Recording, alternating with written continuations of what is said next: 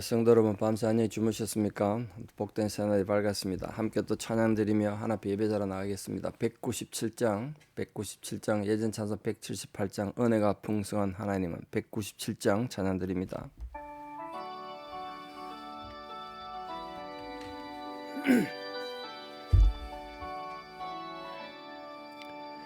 은혜가 풍성한 하나님은 믿는 자 한 사람 한 사람 어제도 오늘도 언제든지 변찮고 보호해 주시네. 주여 성령의 은사들을 오늘도 내려 주소서. 성령의 뜨거운 불길로서 오늘도 충만케 하소서. 정욕과 죄악에 물든 맘을 성령의 불길로 태우사 정결케 하소서. 태우소서. 깨끗게 하여 주옵소서.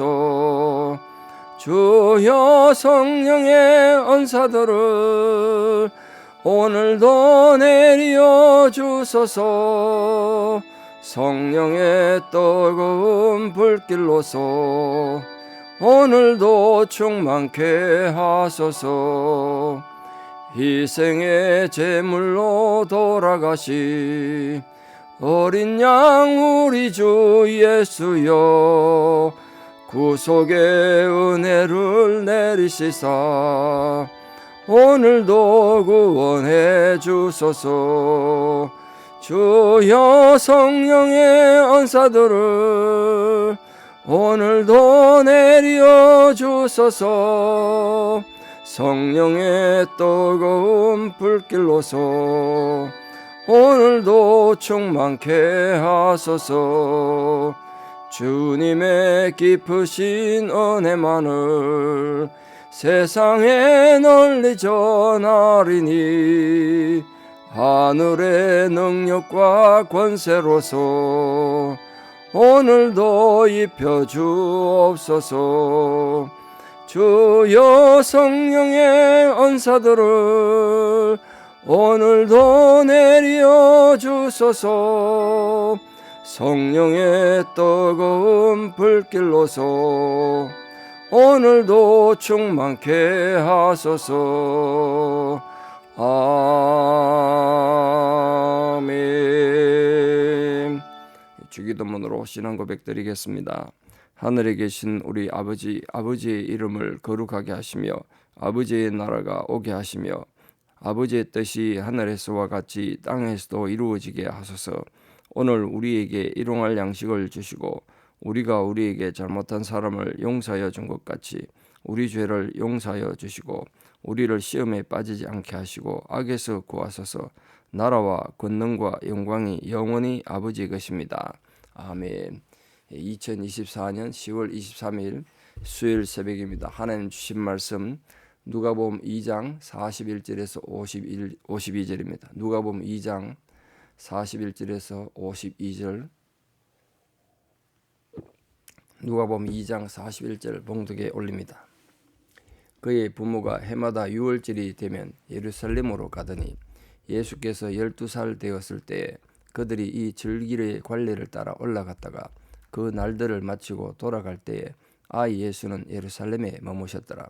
그 부모는 이를 알지 못하고 동행 중에 있는 줄로 생각하고 하루 길을 간 후 친족과 아는 자 중에서 찾되 만나지 못하며 찾으면서 예루살렘에 돌아갔더니 사흘 후에 성전에서 만난 적 그가 선생들 중에 앉아서 그들에게 듣기도 하시며 묻기도 하시니 듣는 자가 다 그 지혜와 대답을 놀랍게 여기더라.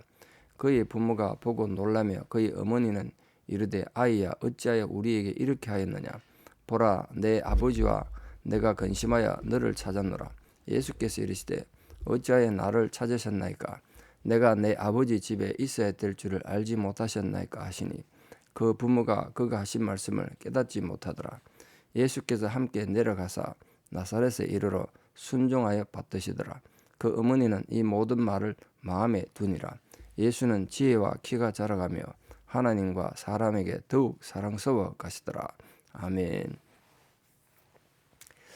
우리 누구한테 고마워해야 될 일이 여러 가지가 있는데요. 그 중에 대표적인 게 오늘 본문이 아닌가 생각합니다. 성경 어디에도 없는 예수님 사춘기 시절의 사건을 기록하고 있어서 예수님의 성장 과정에 대해서 굉장히 중요한 증거를 가질 수 있고 우리가 상황을 파악할 수 있는 굉장히 중요한 본문이죠. 예수님 12살이니까 13살이 되면 유대인들은 성인이 됩니다. 그 12살이면 아직 성인이 안 됐는데 유월절에 같이 올라갔습니다. 그래서 따져야 볼 것도 많고 지금 생각해 볼 것이 참 많은 본문인데요. 저는 아직도 이 본문 읽으면서 이해가 안 되는 부분이 좀 많습니다. 그만큼 단순한 본문이 아니라는 생각이 들어요. 자, 예수님이 12살 때 아직 그 성인이 되지 않았는데, 성인이 되지 않으면 예루살렘 성전에 예배 못 들어가거든요. 그것도 같이 갔던 이유가 뭘까? 첫 번째는 유월절 앞두고 부모가 올라가니까 졸라서 갔는지 어떻게 했는지 모르겠습니다만 같이 간 것 같아요. 유대인들은 매년, 특히 남자들은 매년 3번 내게 절기를 지키라 하나님 명령하셨습니다. 1년에 3대 절기, 유월절, 오순절, 장막절, 이름이 또 다르게 되어 있는데 성전을 찾도록 규정되어 있죠.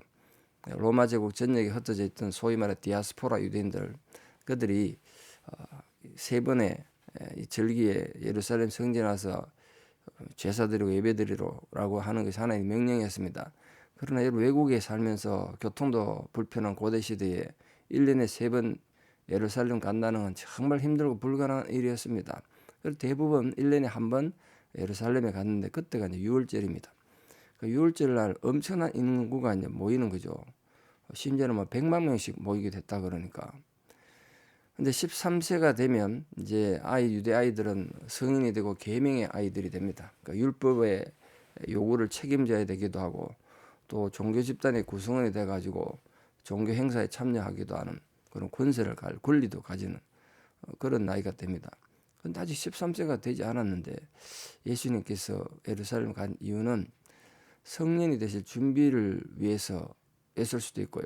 내년이면 이제 성인이 되니까. 근데 그보다도 유대인의 가장 큰 절기가 유월절이니까 그 절기를 통해서 예수님이 종교적으로나 또 정치적으로나 사회적으로 준비하기 위한 그런 의도도 있지 않았을까 이렇게 생각합니다. 부모가 가자고 그랬는지 예수님이 가겠다고 요구해서 갔는지 그건 알 수는 없습니다만 어떤 신학자들은 예수님이 성년이 되기 전에 이 유대인의 가장 큰 절기인 특히 유월절 구속사역과 인간 구원과 굉장히 관계가 있는 절기 아닙니까? 죽어야 될 인간들이 살았던 날이 유월절인데 그것과 관계해서 예수님 사역에 대한 준비였을 것이다. 이렇게 해석하기도 합니다. 그런데 그럼 정확하게 알 수는 없죠. 저도 그 부분이 굉장히 궁금합니다. 문제는 두 번째인데요. 지방에 살던 유대인들은 특히 지금 나사렛에서 예루살렘까지 걸어가야 했단 말이에요. 아마 최소한 일주일은 걸리지 않았을까 싶긴 한데 그 위험했기 때문에 맹수의 위협도 있고요. 도적의 위험도 있고 여러 가지 위험이 많습니다. 그래서 항상 마을 사람들이 친족들이 때로 몰려다녀야 했습니다. 그래야 자기들을 보호할 수 있었기 때문에 지금 여기도 예루살렘 오가는 길에 아버지 요셉의 그 일행이 굉장히 숫자가 많았던 것 같아요. 그러니까 아들이 있는지 없는지도 모르고 갈 정도로 됐겠죠. 사람이 서너 명이면 없으면 당장 눈에 보이잖아요. 그 예수님 가족만 간 게 아니고 친족들과 온 마을 사람들, 나사렛에 살던 많은 사람들이 아마도 수백 명은 되지 않았을까. 그래야 일행 중에 있는지 없는지 모르고 갔겠죠. 성전에서 제사를 마치고 하룻길을 걸어갔습니다. 걸어가는 동안 어딘가 있겠지 이렇게 생각했는데 가보니까 이제 없는 거예요. 그때서 없어진 걸 알게 됐습니다. 그러니까 또 하룻길을 가서 없어졌으니까 하룻길 돌아왔겠죠. 그래도 못 찾았어요. 그 3일째 되는 날, 그 사흘 후에라는 말이 3일째 되는 말, 사흘째 되는 날에 3일째 되는 날 성전에 가봤더니 거기 예수님이 성전에 앉아 있더란 거 아닙니까? 그래서 어떤 그 아동 심리학자들은 예수님도 사춘기를 심하게 알았다. 그걸 이 본문을 가지고 설명하는 책이 굉장히 많습니다. 제가 심리학 배울 때도 이거 다룬 본문을 참 많이 봤거든요. 근데 그거를 예수님이 사춘기 반항이다 이렇게 보면 조금 곤란하지 않겠습니까? 그럼 예수님이 정서적으로 죄를 지었다는 소리인데 부모님한테 불순종하는, 그건 그렇게 해석해보면 곤란한 문제가 생긴다 생각이 좀 들더라고요. 책을 읽으면서. 그건 아니라는 생각이 들어요. 물론 사춘기 때 그런 정서적 불안정이 누구에게나 있을 수 있겠습니다만 예수님은 좀 다르지 않았을까요? 예수님이 만약 그 작고 사소한 죄라도 지었다면 심각한 문제가 생기잖아요. 예수님 죄가 있으면 다른 사람 죄를 지금 해결할 수가 없는데, 그건 아니겠지만 뭐 참고만 하십시오. 그러니까 여러분 아이들이 사춘기 때 속썩이고 막 말 안 듣고 부모한테 그게 이해하기 힘들잖아요.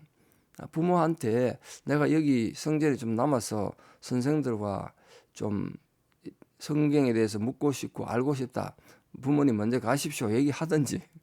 아무 얘기도 안 하고 혼자 몰래 남은 거 아닙니까? 그게 좀 이해하기 어렵죠. 지금 그 부분이 굉장히 좀 이해하기가 어렵습니다. 왜 그랬는지. 나중에 천국 가면 예수님 만났어. 그때 왜 그랬는지 물어보려고 그래요. 어떤 의도로 그랬는지. 이해하기 어렵잖아요. 당연히 부모들이 걱정할 걸 몰랐겠어요. 근데 아무 말도 안 하고 혼자 가만히 남았다는 거예요. 오늘까지 제가 의도하고 고민하고 묵상한 것의 깨달음은, 예수님 벌써 이때부터 본문 내용을 잘 보시면 자신이 누군가에 대한 인식이 있었다는 게 굉장히 중요해요. 자기가 하나님의 아들이고 메시아라는 존재, 메시아가 앞으로 되어서 메시아 사역을 해야 한다는 것을 인식하고 있었다는 거예요. 굉장히 중요하죠. 오늘 본문 보면 그걸 분명히 알고 있었잖아요. 그러니까 예수님은 지금 나중에 아직 18년이 남았습니다만 12살이니까 30세쯤에 시작하셨으니까 사역을, 그동안 준비하는 그걸 위해 가지고 이 당시 영적인 상태가 어떤지, 또 이 사람들의 신앙의 수준이 어떤지 뭐 그런 걸 알기 위한 전초진이라 그럴까요? 전쟁할 때 척후병을 미리 내보내 가지고 적의 상태가 어떤지 알아보는 것처럼 뭐 그런 의도가 아니었을까 이렇게 생각을 해봅니다. 근데 어쨌든 어떤 분들은 이 예수님 부모가 예수를 찾아가는 길을 보고 그것도 상징적으로 또 너무 그렇게 해석하면 조금 애매하긴 하겠습니다만, 자기가 어디서 예수를 잃어버린지 알아보고 인식하고 되돌아가서 예수를 찾아야 된다 이런 식으로도 해석하기도 하는데 그 참고하시면 되겠습니다. 자, 요셉과 마리아가 얼마나 걱정하며 갔겠습니까? 되돌아가서 맏아들 잃어버렸으니까. 그 사람 많은데 여러분 그 유월절에 유대인들이 전 세계에서 모여들어서 정말 복잡하다고 말씀을 여러 번 드렸는데, 그 복잡한 사회에서 지금 12살 된 아들 잃어버렸으니까 걱정이 굉장히 컸을 거예요. 성전에 갔더니 거기 예수가 있더란 거죠. 그때 성전에서 예수님 뭐하고 있었다고 기록되어 있습니까? 누가는 이런 걸 어떻게 알았을까요? 그리고 이걸 성경에 기록해 남겼을까요? 다시 말씀드립니다만 자세히 미루어 살펴서 수많은 정인들의 정언을 채집하고 또 자료를 수집하고 그래서 이런 것들을 기록할 수 있지 않았겠습니까? 다른 제자들은 이런 걸 기록도 못했는데 직접 누가만이 기록했단 말이에요. 성전에 갔더니 선생들 가운데 앉아가지고 그 선생들이 하는 말을 듣기도 하고 질문도 하고 그렇게 했다는 거예요. 이 선생들이라는 건 율법학자를 말합니다. 랍비들을 말해요. 성경의 박사들이라고 해요. 근데 이 박사들이, 성경 박사들이 예수님이 얼마나 지혜롭게 답변하고 자기들이 묻는 아주 어려운 질문도 대답을 척척 해내니까 기이하게 돼. 이 기이하긴단 말 표현이, 놀랍게 여겼다는 표현이 그 원문의 뜻이 말하면요, 눈이 튀어나올 정도로 넋을 잃었다 이런 뜻입니다. 정말 놀랐던 겁니다. 놀라서 눈이 튀어나올 정도로 넋을 잃고 앉아 있는 상태, 그게 놀랍게 여겼다는 헬라의 의미입니다. 그리고 예수님이 지적 능력이 얼마나 탁월했는가. 당시 12살 소년의 능력을 초월하는 거죠.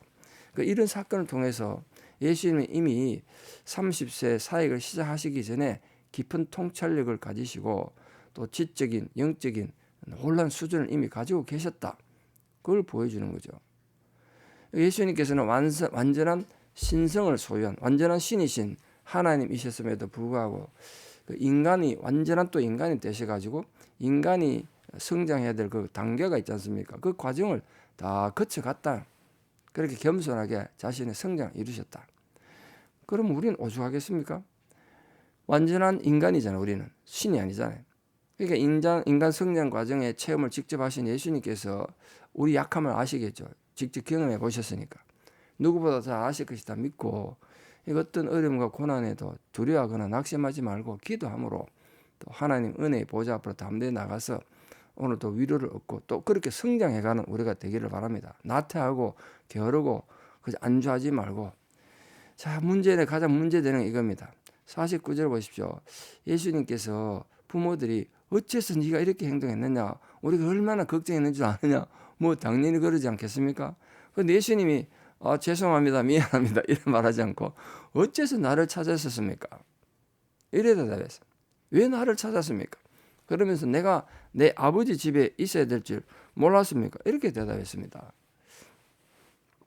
여기 내 아버지 집이라는 건 육신의 아버지 요셉을 말하는 게 아니라 하나님을 말하는 거죠. 하나님을. 그러니까 이미 예수님은 하나님의 아들로 이 세상에 구원자로 오셨고 이 성전은 하나님 아버지의 집이다.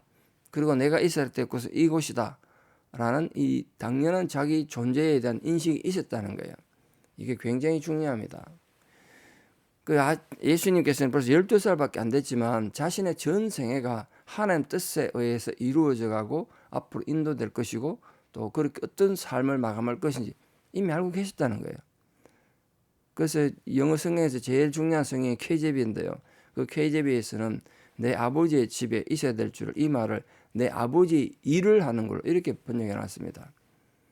이미 12살밖에 안 된 예수지만 하늘에 계신 아버지와의 독특한 관계를 통해서 자신이 무엇을 위해 이 땅에 왔는지 자각하고 있었다는 거예요. 알고 있었다는 거예요. 그러니까 우리 성도들은 이 12살밖에 안 된 인간 예수가 보여준 것처럼 무엇을 위해서 우리가 살고 신앙생활을 해야 하는지 삶의 우선순위를 잘 둬야 된다는 거예요. 그러니까 우리가 하나님 자녀들 우리들이 우리가 하고 있는 모든 일이 하나님께서 원하시는 일인지 그걸 생각하면서 내 행동과 생각과 감정이 하나님의 집에 있어야 한다고요. 그런데 우리는 늘 인간의 감정에 있고 기분에 있고 자존심이 있다 보니까 하나님 일을 생각을 못하는 거예요. 우리 모든 성도님들 여러분의 모든 선택과 감정과 기분이 어떤 상황에서도 어떤 절망에서도 아버지 집에 있는 자들 되기를 축복합니다. 자, 마지막 결론입니다. 그렇게 말씀하시고 그럼 계속 성전에 남아 있어야 되는데 그렇게 한 것이 아니라 부모님 따라 내려가서 나사렛 내려가서 이제 더 이상 성경에 이후에 이름이 나오지 않는 요셉 아버지 요셉을 받들어서 순종하고 받들었다. 부모도 예수님 하는 얘기를 이해를 못했다는 거잖아요. 그런데 이 모든 말씀을 마음에 뒀대요. 그러니까 마리아는 누가가 쓸 때까지 살아 있었으니까 충분히 정은할 수 있었겠죠. 이런 일이 있었다는 거. 이후에 18년간 나사렛에 살면서 최소한 18년이 되잖아요. 성장하시고 계속. 또 아버지 요셉의 뒤를 이어서 아마 그 후에 요셉은 죽은 것 같아요. 더 이상 이름이 나오지 않는 거 보면. 그 예수님은 나사렛 목수가 돼서 아버지를 돌보고 가족을 돌보는 18년간 공생애를 시작하기 전에 자기 삶에 대한 책임을 졌다는 거예요. 그래서 예수님 별명이 솜씨좋은 목수였대요. 솜씨좋은 목수. 특히 예수님이 나사렛 지역의 그 전설에 의하면 예수님 당시 예루살렘이라는 책의 전설에 의하면 이 소감에는 멍에 있지 않습니까? 멍에를 아주 잘 만들었대요. 멍에 만드는 게 쉽지 않거든요. 우리나라처럼 한 마리 멍에가 아니고 소 2마리가 매는 멍에이기 때문에 이게 각도가 맞고 규격이 맞지 않으면 힘들잖아요. 근데 그걸 잘 만들었대요. 그래서 예수님 나중에 나와 함께 멍에를 매자라고 이렇게 교훈할 수 있었던 것 같아요. 우리는 예수님께서 하나님 아들이시면서 또 육신적인 부모에게도 순종하셨던 것처럼 우리도 하나님께 올바른 신앙생활을 하면서도 부모에게 순종하고 복종하는 또 그런 성도가 되어야 되지 않겠습니까? 오늘 예수님이 공생애 시작하시기 전에 12살 어린 나이에 우리에게 보여준 이 신앙의 고백과 자기 각성 그리고 자기가 어디에 있어야 되는지를 알았던 것을 잘 신앙으로 우리가 교훈을 삼아서 우리 모든 성도님들도 우리 삶에 그런 아름다운 고백을 이루어가는 믿음에 성장하는 성도들 다 되시기를 진심으로 축복합니다. 기도드리겠습니다. 아버지 하나님의 크신 은혜를 감사드립니다. 예수님이 12살에 이렇게 성전에 있어야 한다는 자기 존재를 깨달았던 것처럼 우리들도 인간으로 살아가면서 성장해가고 키가 자라고 지혜가 자라서 하나님에게 기쁨이 될 뿐 아니라 이웃 사람들에게도 기쁨이 되는 존재들 되게 도와주시옵소서. 예수님조차도 키가 자라고 지혜가 자라가면서 하나님에게도 기쁨이 되고 이웃들에게도 신뢰받는 그런 아름다운 존재가 되었다고 하셨습니다. 또 그렇게 순종하며 부모를 떠받드셨습니다. 자신의 존재를 알면서도 예수님은 육신으로서의 의무를 또 다 한 것을 우리가 오늘 분명히 깨닫습니다. 저희들도 하나님을 바르게 섬기고 바르게 예배하는 예배자가 될 뿐 아니라 가정에서 부모로서 또 자녀로서 또 부부간에 우리가 지켜야 될 의무를 잘 지키는 실천하는 성도들 되게 도와주시옵소서. 특별히 모든 인간관계에서 갈등도 생길 수 있고 우리가 절망과 슬픔을 겪기도 하고 여러 가지 다양한 상황 속에 노출되겠지만 우리 감정과 마음과 기분이 언제나 하나님의 집에 머물 줄 아는 거룩한 성도들로 승리하게 하여 주시옵소서. 이제는 우리 주 예수 그리스도의 은혜와 하나님 아버지의 만극하신 사랑과 성령님의 위로 교통 역사하심이 오늘도 주의 가르침을 따라 아름다운 신앙의 고백으로 하나님을 바로 섬기고 또 아름답게 성장해 가기를 결단하는 사랑 성도님들의 아름다운 신앙의 고백 위에 특별히 원근 각지 흩어져 살아가는 사랑하는 모든 자녀들 삶 위에 지금도 병상에서 주의 위로가 필요하고 또 특별히 수술 앞두고 기다리고 있는 안타까움 속에 있는 모든 성도님들 힘겨운 상황에 또 치유를 병을 고치기 위해서 한국까지 방문해 있는 여러 성도님들도 계시는데 그 모든 힘든 상황 위에 이제부터 영원토록 함께 하시옵기를 간절히 축원하옵나이다. 아멘. 오늘 하루도 믿음으로 승리하시고 또 내일 뵙겠습니다. 감사합니다.